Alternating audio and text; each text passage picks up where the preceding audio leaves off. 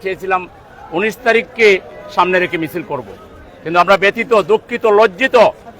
যাদের নেতৃত্বে, যাদের আহ্বানে এদেশের আপামর জনতা রাস্তায় নেমে জুলাই বিপ্লব সংগঠিত করেছিল, তাদের একটি পদযাত্রায় সেই পতিত স্বৈরাচারের বাহিনী, দখলবাজ বাহিনী, সন্ত্রাসী বাহিনী নেককারজনক হামলা করে তাদের জনসভাস্থলকে জ্বালিয়ে দিয়েছে, তাদেরকে ঘেরাও করে রেখেছে। আমরা সেজন্য আজকে আমাদের স্বাভাবিক কর্মসূচি স্থগিত করে এই মুহূর্তে গোপালগঞ্জে হামলার প্রতিবাদে আমরা ঢাকার রাজপথে বিক্ষোভ মিছিল করব এবং সরকারকে আমরা 24 ঘন্টা টাইম দিতে চাই। 24 ঘন্টার ভিতরে হামলাকারীদের গ্রেফতার করে দৃষ্টান্তমূলক শাস্তি না দিলে গোটা বাংলাদেশ অচল করে দেওয়া হবে। এখন আমাদের সুশৃঙ্খল মিছিল শুরু হবে। আর আমাদের 19 তারিখের প্রোগ্রামের 7 দফা দাবি আমরা বহুবার বলেছি। আমরা একটা পিয়ার পদ্ধতিতে নির্বাচন চাই, লেভেল প্লেইং ফিল্ড চাই।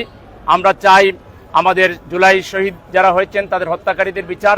আমরা চাই একটা দ্রুত সংস্কারগুলো শেষ করে সেগুলো সংবিধানে অন্তর্ভুক্ত করা হোক, শহীদদের পরিবারকে পুনর্বাসিত করা হোক, জাতীয় বীর হিসেবে ঘোষণা করা হোক, আহতদেরকে চিকিৎসা এবং তাদের পুনর্বাসন করা হোক, এবং আমাদের প্রবাসী ভাইদেরকে ভোটের অধিকার দেওয়া হোক।